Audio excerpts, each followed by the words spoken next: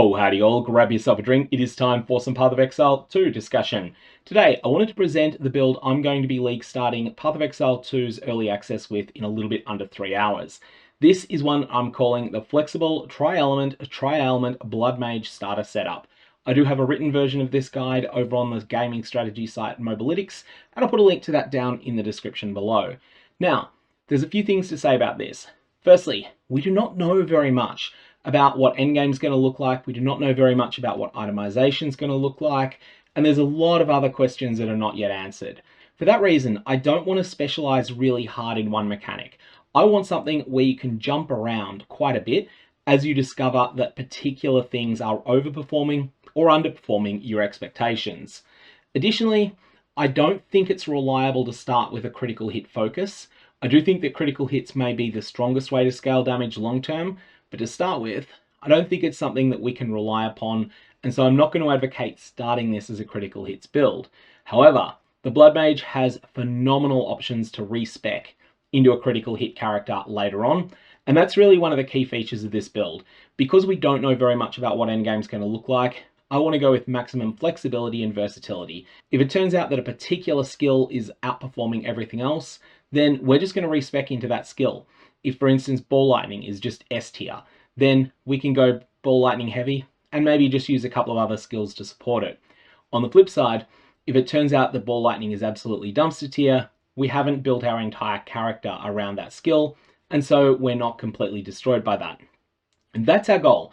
We want to avoid any traps where we overcommit into a particular mechanic. Instead, we want to be in a very flexible position where we can jump around. Why are we doing this on the Blood Mage, you might be asking? Well, firstly, I think it's just the most cool of the Ascendancies. The other one that I thought looked really cool was the Tri-Ailment, but I just wasn't that impressed with the numbers on it, and for that reason, I ended up gravitating towards the Blood Mage over some of the other choices.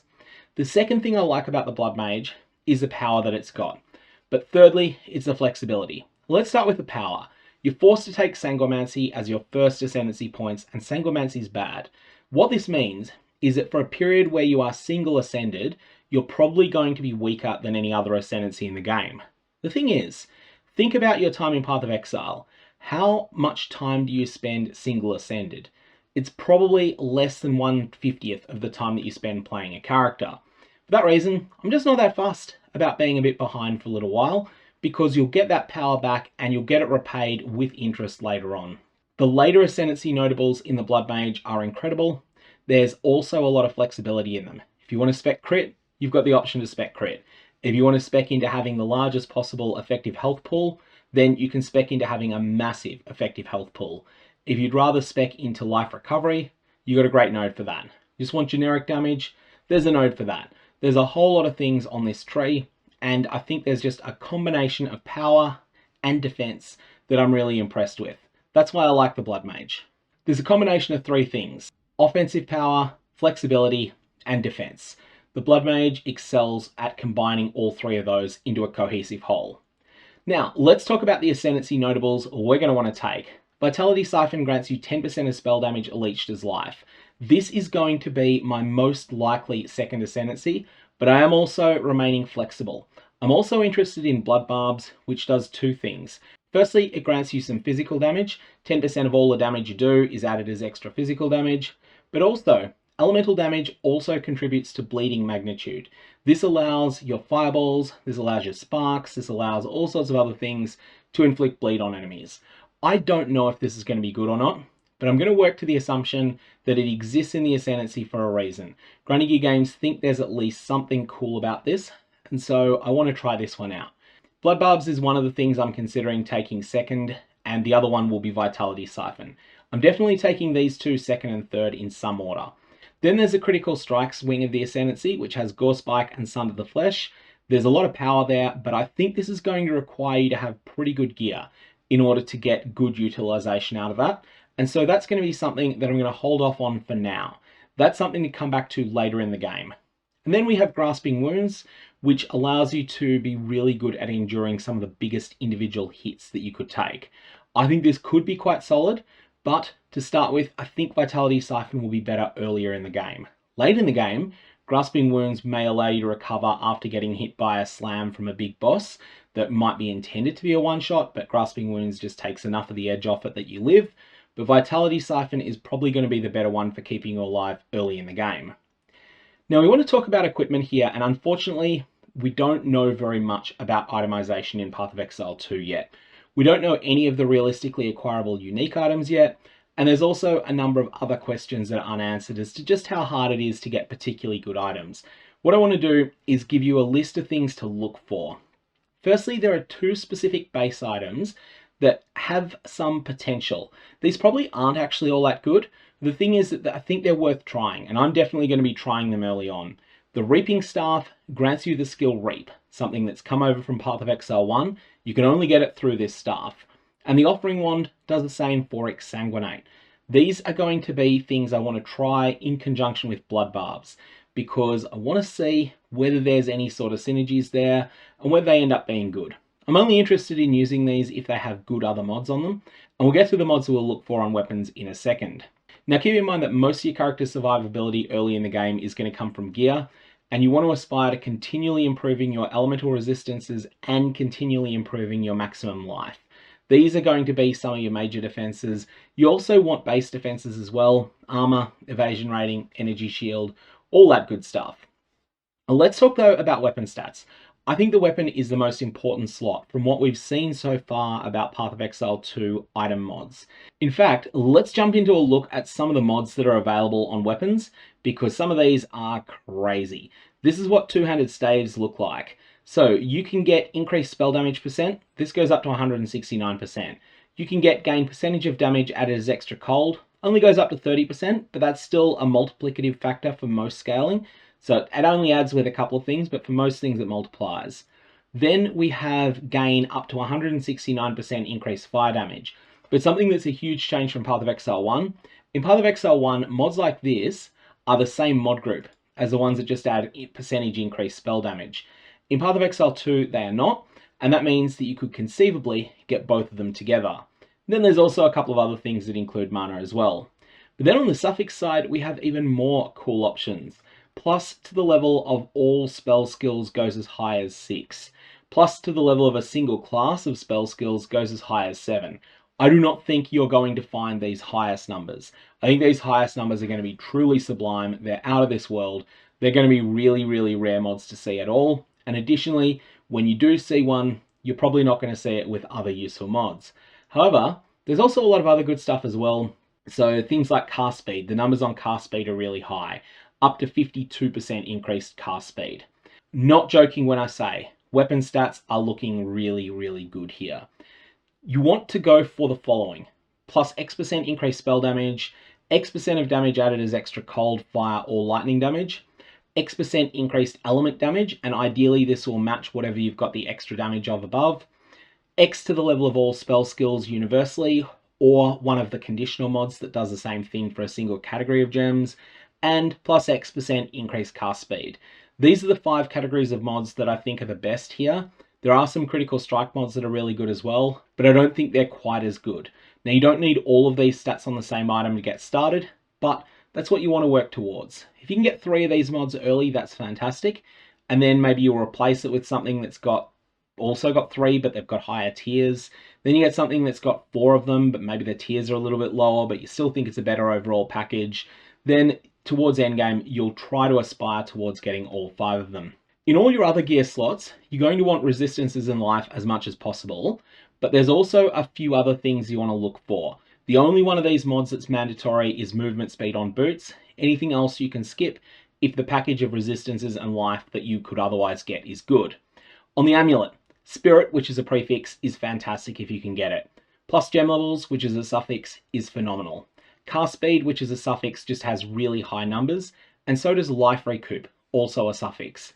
There are attribute mods, and attributes seem to be a bit harder to get than they are in Path of Exile 1. These aren't bad on amulet, but the amulet slot is just so powerful that you might find lower opportunity costs positions to get these elsewhere. In the rings, life, attributes, resistance, and cast speed seem to be the best mods you can get. The belt slot I feel we know the least about so far. It's really quite hard to assess this one. Again, it's got life, it's got resistances. It also has the ability to get additional charm slots. Now this seems like it'll be a very powerful mod, but it also feels like it's something that's more of a late game option. So the belt, if you can get those extra charms, definitely do. If you can't get them, then just go with only one charm to start with and pick up other good mods on your belt.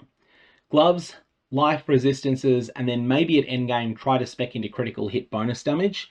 Helmet, life, resistances, and critical strike chance at endgame. And for boots, movement speed is mandatory. Everything else you can get on your boots is a luxury. If you happen to be using a shield though, pure intelligence shield, so this is ones that have a dexterity and strength requirement that are both exactly equal to 0. These ones can roll damaging modifiers for spellcasters and they can be really good. They're sort of something like 60% the power level of a wand maybe even a little bit more than that. So look for plus gem levels, spell critical chance, which is an endgame mod only, and other spell damage modifiers, and balance these against your desire to get more defensive modifiers. Skill gems, I want to go through what I would want to use in Act 1. This is then going to be something that will continue to evolve because currently we just don't know what's going to perform well, and I don't want to give you recommendations and then find out that, from the middle of Act 2 I'm using something really broken. I want to start out with Spark, linked to Controlled Destruction and Arcane Tempo when you can get them. Arcane Tempo, for those that aren't aware, this is basically faster casting support. It's been renamed. Controlled Destruction does something reasonably similar to what it does in Path of Exile 1. Note that that ends up turning off the ability to critically hit with Spark, but we're not really investing in crits. We'll get the odd occasional crit that we'll lose because of this, but it's not going to be anything devastating. Flame Wall is really good though. Flame Wall just has tremendous synergy with projectile skills, and we really want to use this. Fiery Death is something because Flame Wall actually seems to ignite enemies here, which is significant. This is allowing you to ignite, which is something quite different to Path of Exile 1. Fiery Death appears to be something that will then cause them to explode, the enemies that are ignited.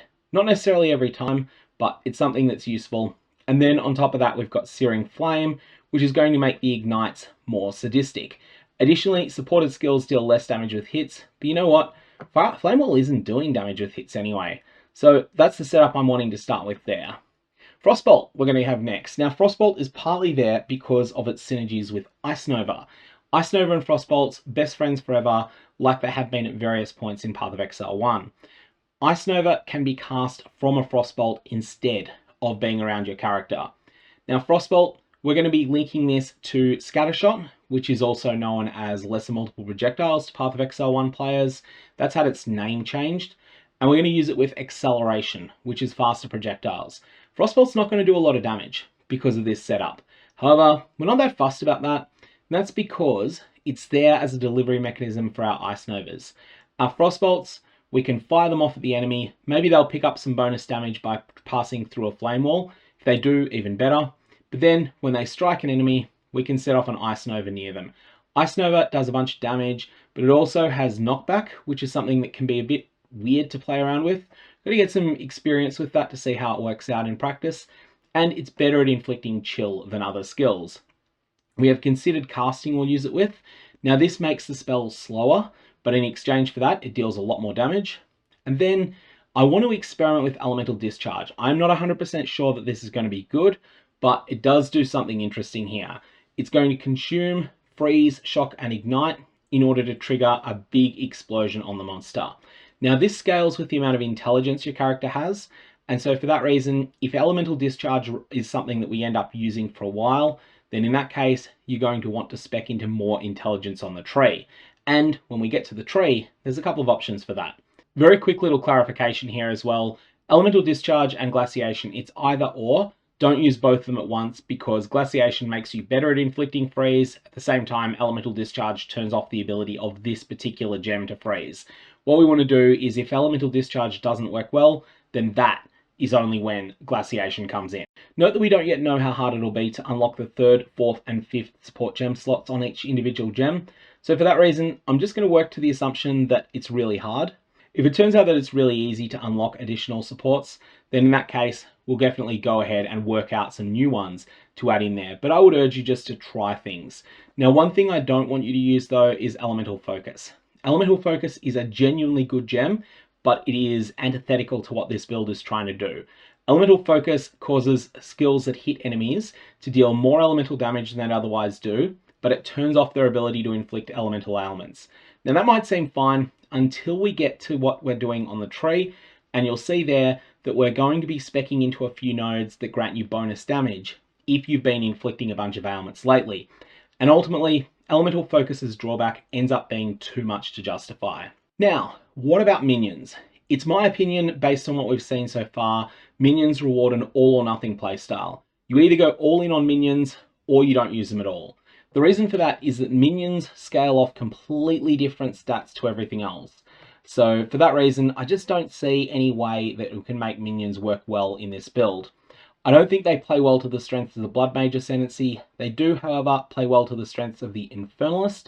And if you want to get into that playstyle, the Infernalist definitely seems to have a number of tools that would be well suited for it. At late game, there's a number of things I want to experiment with as well. Elemental Invocation is a big one.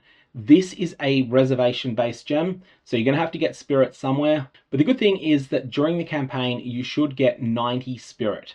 This is going to be from quests that you'll do. Each of them will give you 15 spirit. Elemental Invocation is going to tie up 60 of that. In exchange for that, you're going to get a scorecard that's going to build up on Elemental Invocation. 25 points for a shock, 25 points for an ignite, 125 for a freeze. This can count up as high as 500. Now, you can then socket a bunch of other gems into Elemental Invocation. And then when you fire off Elemental Invocation will cast all of those additional gems, and it'll keep casting them until it runs out of those energy points that we were talking about before. This looks like it could be really explosive, but it's also something that I don't think we can judge until we've played around with it quite a bit. It might be too much setup, or alternately, it might be exactly right. There's a number of other late game options I want to consider as well.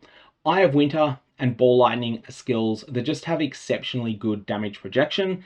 They can hit a lot of the screen, and as a result, I think they're worth trying out. Archmage is an alternative to Elemental Invocation. It's going to really, really tie up all your spirit, and it's also going to really, really mess with your mana. So this is something that's quite difficult to get going, but in exchange for that, there is a lot of power. Other options we can test out. Because we're Tri-Ailment, we can run Elemental Conflux. This is a buff that gives you a tremendous boost to the amount of damage that you do to one of the three elements, cold, lightning, or fire. The problem is that it's going to rotate randomly between the three. The idea of Elemental Conflux is it gives much more of a boost than would otherwise be fair in exchange for being so awkward and unreliable. I want to test this. I'm not sold that it's going to work, but I do think that the power is potentially there. That's there in case Elemental Invocation disappoints.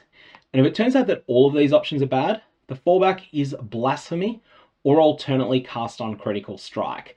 Now, Cast on Critical also works on one of those point systems. It counts up the number of criticals that you do, and then eventually it reaches a point where it disgorges all of the spells that you've got tied to it. Blasphemy, on the other hand, turns a curse that you would otherwise want to debuff enemies with into an aura around you instead. However, it does this, but it does so at a severe cost. The aura will have tremendously decreased power over just manually applying that curse yourself. Is it worth it? Well, yes, I think it is, because it means that you'll always have those curses active versus having it just some of the time.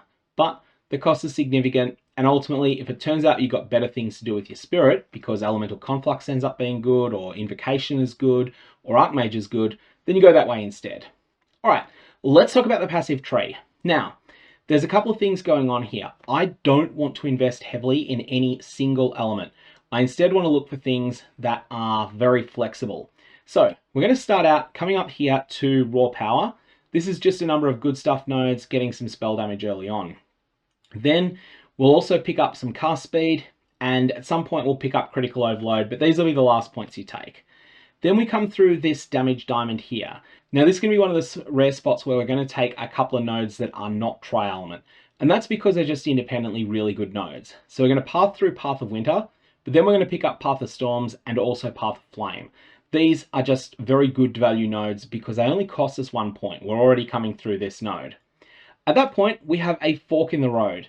Now going left, there's a triangle up here. These are probably going to be some of your last points that you'll pick up on this tree, but in the interim, we want to pick up Exploit the Elements reasonably early on. However, there's also some defensive nodes that we may want to pick up, which are Taut Flesh and Loose Flesh.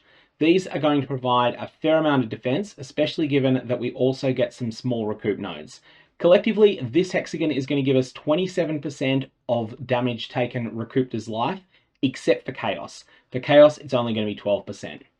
After that, we want to then path over to this way and pick up the Echoing Cluster.